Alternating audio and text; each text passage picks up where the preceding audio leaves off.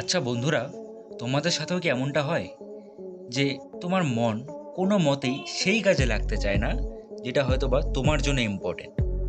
ধরো, তুমি এখন পড়তে বসেছো, তোমার মন বারবার পড়ায় ফোকাস না করে এদিক ওদিক ছুটে বেড়াচ্ছে। পড়তে বসলেই মনটা শুধু মোবাইলের দিকে যায়। কটা লাইক হলো, কে কি কমেন্ট করলো, কতজন ফলোয়ার হলো, কোনো নোটিফিকেশন বা কল এলো কি না, ব্যাস এইসব নিয়েই ভাবতে শুরু করে। আর যদি একবার মনের কথা শুনে মোবাইলটা অন করো, তাহলে তো 1-2 ঘন্টা 3 ঘন্টা কোন দিক দিয়ে চলে যায় বুঝতেই পারবে না। হয়তোবা তোমার মন এখনও তোমাকে বলছে যে কী এসব ভিডিও দেখছিস, তার থেকে চল ইন্টারেস্টিং কিছু দেখি। কারণ আজ সে বুঝতে পেরেছে যে এই ভিডিওতে কিন্তু তার পর্দা ফাঁস হতে চলেছে। এবং তুমি যদি মনের কথা শুনে ভিডিওটি স্কিপ করে চলে যাও, তাহলে কিন্তু আবারও তুমি তোমার মনের কাছে হেরে যাবে। তাই আমি চাবো তুমি সম্পূর্ণ ভিডিওটি মনোযোগ সহকারে দেখো এবং বোঝার চেষ্টা করো। তো বন্ধুরা, আজকের এই ভিডিওতে আমরা ডোপামিন সম্পর্কেই জানব। কি এই ডোপামিন, কীভাবেই বা এটি কাজ করে, কিভাবে এটি সঠিক পদ্ধতিতে ব্যবহার করে আমরা আমাদের জীবনে সফল হতে পারি, এবং কিভাবে এটি অনিয়ন্ত্রিত হয়ে গেলে আমাদের জীবনকে ধ্বংস করে দিতে পারে, সবই জানবো এই ভিডিওতে। চলো শুরু করা যাক। বন্ধুরা, ডোপামিন সম্পর্কে অনলাইনে তোমরা ডিটেইল স্টাডি পেয়ে যাবে। তবে আজকের এই ভিডিওতে আমি কিছু গুরুত্বপূর্ণ পয়েন্ট তুলে ধরবো যা তোমাদের বুঝতে সুবিধা হবে। বন্ধুরা, ডোপামিন হলো এমন একটি নিউরোট্রান্সমিটার যা আমাদের মস্তিষ্কের আনন্দ, প্রেরণা ও পুরস্কার ভিত্তিক আচরণকে নিয়ন্ত্রণ করে। এটি আমাদের অভ্যাস, শেখার দক্ষতা, মনোযোগ এবং সিদ্ধান্ত গ্রহণের ওপর গুরুত্বপূর্ণ ভূমিকা ফেলে। তাই সঠিকভাবে ডোপামিনের কাজ বোঝাটা খুবই গুরুত্বপূর্ণ, কারণ এটি আমাদের প্রতিদিনের অভ্যাস থেকে শুরু করে আসক্তি এবং অবশেষে দীর্ঘমেয়াদী সুখের ওপর প্রভাব ফেলে। বন্ধুরা, ডোপামিনের আরেক নাম হলো ফিল গুড কেমিক্যাল, কারণ এটি আমাদের মস্তিষ্কে আনন্দ ও তৃপ্তি বোধকে জাগায়। তবে এর কাজ যে শুধু আনন্দ দেওয়াই তা নয়, এটি আরও অনেক গুরুত্বপূর্ণ জিনিসের ওপর নিয়ন্ত্রণ রাখে। যেমন ধরো, আমাদের কোনো কাজ সম্পূর্ণ করতে উৎসাহ দেওয়া, কোন কাজ করলে আমরা আনন্দ পাই তা মনে রাখা, কোনো কাজে দীর্ঘ সময় ধরে মনোযোগ দিতে সাহায্য করা। এছাড়া ডোপামিন যদি স্বাভাবিকভাবে না থাকে, তাহলে পার্কিনসন রোগের মতন সমস্যাও কিন্তু দেখা দিতে পারে, যা আমাদের মস্তিষ্কের কার্যকারী ক্ষমতাকে নষ্ট করে দেয়। তবে ডোপামিন শুধু একা কাজ করে না, সেরোটোনিন ও নরএপিনেফ্রিনের মতো নিউরোট্রান্সমিটারও একে সাহায্য করে। যেখানে সেরোটোনিন আমাদের মুড নিয়ন্ত্রণ করে ও নরএপিনেফ্রিন আমাদের শক্তি ও সতর্কতা বৃদ্ধি করে। বন্ধুরা, এতক্ষণ আমরা জানলাম ডোপামিন কি। এবার আমরা দেখব যে এটি কীভাবে কাজ করে। ডোপামিন মূলত আমাদের ব্রেনের রিওয়ার্ড বা পুরস্কারের মতো কাজ করে। এটি আমাদের নির্দিষ্ট কাজ করার জন্য অনুপ্রাণিত করে ও পুরস্কার হিসেবে আমাদেরকে আনন্দ দেয়। ধরো, যখন আমরা এমন কোনো কাজ করি যেটা আমাদের আনন্দ দেয়, যেমন সোশ্যাল মিডিয়াতে সময় কাটানো, প্রিয় খাবার খাওয়া, বা ধরো পছন্দের মানুষটির সঙ্গে সময় কাটানো, তখন আমাদের ব্রেন ডোপামিন রিলিজ করে। অনেক সময় আমরা যদি আমাদের পছন্দের কাজটির কথা ভাবি, তাতেও কিন্তু আমাদের ব্রেন থেকে ডোপামিন রিলিজ হয়। এবং যখন ডোপামিন রিলিজ হয়, তখন আমাদের ব্রেন আনন্দ অনুভব করে ও সেই কাজটিকে আবার করার জন্য আমাদেরকে উৎসাহিত করে। এইভাবে যখন আমরা সেই কাজটি বারংবার করে থাকি, তখন আমাদের ব্রেন সেই কাজের প্রতি আসক্ত হয়ে পড়ে।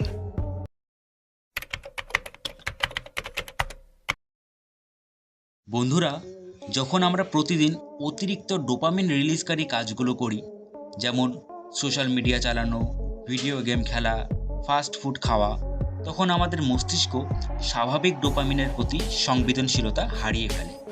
এবং তখন সাধারণ কাজ, যেমন ধরো পড়াশোনা করা, ব্যায়াম করা বা অন্যান্য যেগুলো কাজ আমাদের জন্য প্রয়োজন, তার প্রতি আকর্ষণ হারিয়ে ফেলি এবং সেগুলো তখন আমাদের কাছে বিরক্তিকর ও কঠিন বলে মনে হয়।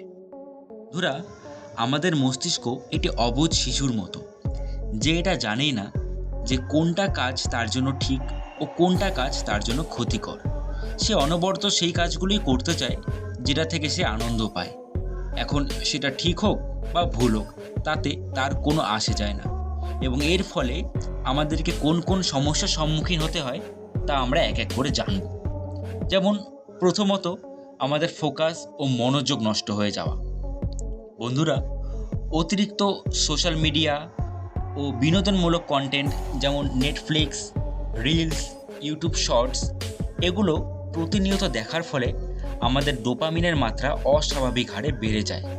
ফলে স্বাভাবিক কাজ যেমন পড়াশোনা, মেডিটেশন, এক্সারসাইজ, হেলদি ফুড এই সব কিছু আমাদের কাছে একঘেয়ে ও বিরক্তিকর বলে মনে হয়। দ্বিতীয়ত, মোটিভেশন হারিয়ে ফেলা। যখন আমরা social media, fast food, video games, পর্নোগ্রাফির মতো কন্টেন্ট থেকে সহজেই ডোপামিন পাই, তখন আমাদের মস্তিষ্ক কঠিন কাজগুলো থেকে আস্তে আস্তে দূরে সরে যায়। ফলে আমরা অলস হয়ে পড়ি ও ছোট ছোট কাজগুলিও তখন আমাদের কাছে কঠিন বলে মনে হয়। এছাড়া তৃতীয়ত, সিদ্ধান্ত গ্রহণের ক্ষমতা হারিয়ে যাওয়া। বন্ধুরা, খারাপ ডোপামিন রিলিজ হলে আমরা আমাদের যুক্তি ও সিদ্ধান্ত নেওয়ার ক্ষমতাকে হারিয়ে ফেলি। কেননা একটু আগেই আমি যেমনটা বললাম যে ডোপামিন আমাদের ইনস্ট্যান্ট প্লেজার অর্থাৎ তাৎক্ষণিক আনন্দের দিকে নিয়ে যায়, যেখানে আমাদের ব্রেন সেই সব কাজকে বেশি গুরুত্ব দেয় যেখান থেকে সে তাৎক্ষণিকভাবে এবং খুব সহজেই ডোপামিন পায়।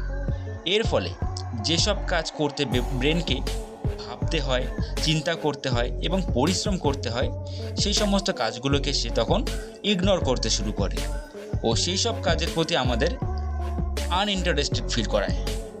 এছাড়া চতুর্থত, ঘুমের সমস্যা। বন্ধুরা, ডোপামিন অনিয়ন্ত্রিত হয়ে পড়লে আমাদের সবথেকে বেশি যেটা ক্ষতিগ্রস্ত হয় সেটা হলো আমাদের ঘুম।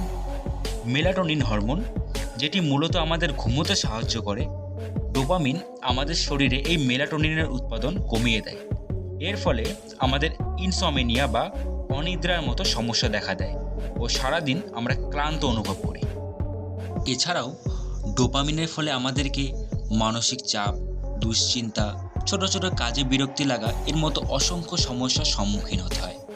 তবে বন্ধুরা, এটা আমাদের বুঝতে হবে যে আমাদের শরীরের কোনো কিছুই কিন্তু আমাদের খারাপের জন্য নয়, বরং সবটাই সঠিক ও নিয়ন্ত্রিতভাবে ব্যবহার করার ওপর নির্ভর করে। ঠিক তেমনই ডোপামিনকে যদি আমরা নিয়ন্ত্রিত মাত্রায় ব্যবহার করি তাহলে সেটি আমাদের জীবনকে বদলে দিতে পারে।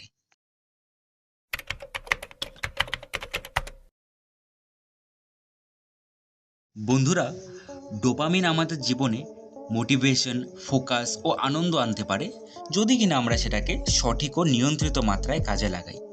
এই ভিডিওতে আমি 5টি সহজ এবং ইফেক্টিভ কৌশল তোমাদের সাথে শেয়ার করব, যার দ্বারা তোমরা ডোপামিনকে সঠিকভাবে ব্যবহার করতে শিখবে।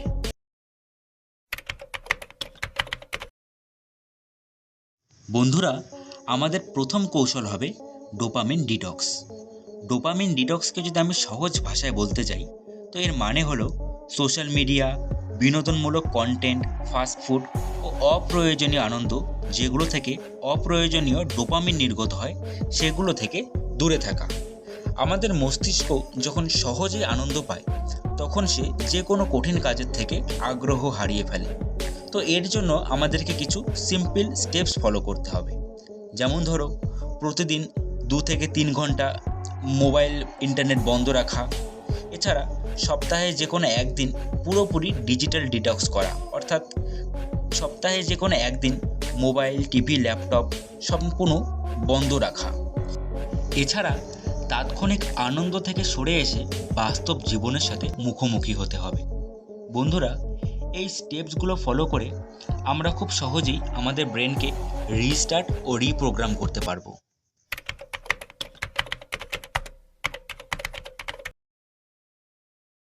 আমাদের দ্বিতীয় কৌশল হলো লক্ষ্য নির্ধারণ করা ও সেটাকে ফলো করা। আমাদের মস্তিষ্ক তখনই ভালোভাবে ডোপামিন রিলিজ করে যখন আমরা একটি কাজ সম্পূর্ণ করি। তাই ছোট ছোট লক্ষ্য নির্ধারণ করো ও সেগুলোকে পূরণ করো। যেমন ধরো, দিনের কাজগুলোকে ছোট ছোট ভাগে ভাগ করো। যেমন রোজ 5 পৃষ্ঠা করে বই পড়া, রোজ 30 মিনিট করে ব্যায়াম করা, কিংবা রোজ 1 ঘন্টা করে লেখালেখি করা। যখনই নিজের টাস্কগুলোকে পূরণ করবে নিজেকে পুরস্কৃত করো, যেমন নিজের পছন্দের গান শোনো কিংবা একটু বাইরে থেকে ঘুরে আসো। বন্ধুরা, একটা দীর্ঘমেয়াদী কাজকে একবারে করতে গেলে সেটা কিন্তু প্রথমে আমাদেরকে কঠিন বলে মনে হবে, কিন্তু সেই একই কাজকে যদি আমরা ছোট ছোট স্টেপে ভাগ করে সেগুলোকে করি তাহলে কিন্তু সেটাকে আমরা খুব সহজেই সম্পূর্ণ করতে পারব। এর ফলে আমাদের নিজেকে আত্মবিশ্বাসী ও মোটিভেটেড বলে মনে হবে ও কাজের প্রতি আগ্রহও বাড়বে।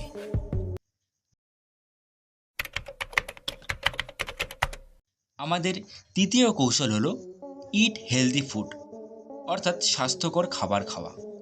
বন্ধুরা, একটা কথা তোমরা প্রায়শই শুনে থাকবে যে এ healthy mind resides in a healthy body, অর্থাৎ একটা সুস্থ মস্তিষ্ক কিন্তু একটা সুস্থ শরীরের মধ্যেই থাকে।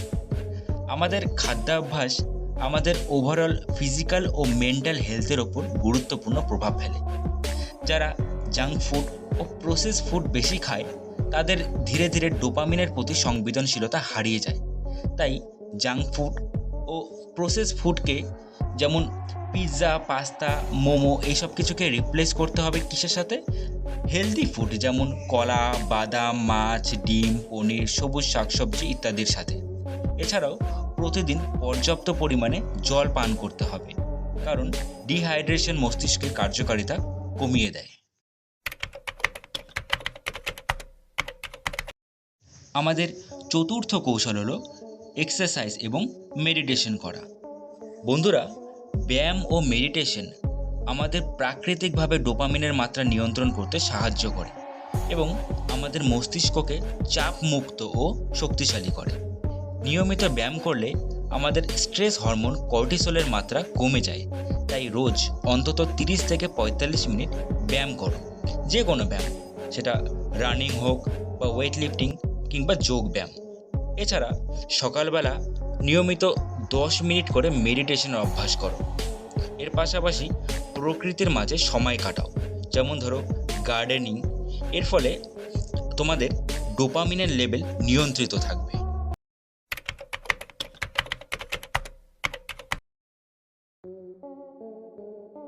বন্ধুরা, আমাদের আজকে last but not the least step হলো deep sleep and digital detox at night. সঠিকভাবে ডোপামিন ব্যবহার করতে হলে আমাদের ভালো ঘুম অত্যন্ত জরুরি। যদি আমরা পর্যাপ্ত ঘুম না নিই তাহলে আমাদের ডোপামিন রিসেপ্টরগুলো দুর্বল হয়ে যাবে ও আমরা সারাদিন ক্লান্ত ও হতাশ অনুভব করি। তাই প্রতিদিন নির্দিষ্ট সময়ে ঘুমিয়ে পড়া অত্যন্ত জরুরি। রাত 9টা থেকে 10:30টার মধ্যে ঘুমিয়ে পড়াটা ভালো এবং ঘুমানোর 1 ঘন্টা আগে মোবাইল, ল্যাপটপ, টিভি সহ সমস্ত ইলেকট্রনিক ডিভাইসগুলোকে নিজের থেকে দূরে রাখতে হবে। চেষ্টা করবে ঘুমানোর সময় নিজের রুমকে সম্পূর্ণ অন্ধকার রাখার, এতে ঘুম তাড়াতাড়ি আসার সম্ভাবনা বেড়ে যায়। এছাড়া শোবার আগে বিভিন্ন মোটিভেশনাল বই পড়ার অভ্যাস থাকলে সেটা আরও বেশি ভালো, এতে আপনার মানসিক শান্তিও বাড়ে। বন্ধুরা, অবশেষে এটাই বলবো, ডোপামিন নিজে ভালো কিংবা খারাপ নয়, এটা আমরা কিভাবে ব্যবহার করি তার উপর নির্ভর করে। তাৎক্ষণিক আনন্দকে এড়িয়ে চলো, তার পরিবর্তে দীর্ঘমেয়াদী উন্নতির দিকে মনোযোগ দাও। এভাবে তুমিও নিজের জীবনকে আরও ফোকাসড, প্রোডাক্টিভ এবং সাকসেসফুল করে তুলতে পারবে। বন্ধুরা, এই ছিল আমাদের আজকের ভিডিও। তো ভিডিওটি তোমাদের যদি ভালো লেগে থাকে অবশ্যই লাইক করবে, বন্ধুদের সাথে শেয়ার করবে এবং এরকম আরও অনেক ইনফরমেটিভ ভিডিও পাওয়ার জন্য আমাদের চ্যানেলটিকে সাবস্ক্রাইব করবে। ভিডিওটি সম্পূর্ণ দেখার জন্য তোমাদেরকে অসংখ্য ধন্যবাদ। দেখা হবে পরের ভিডিওতে।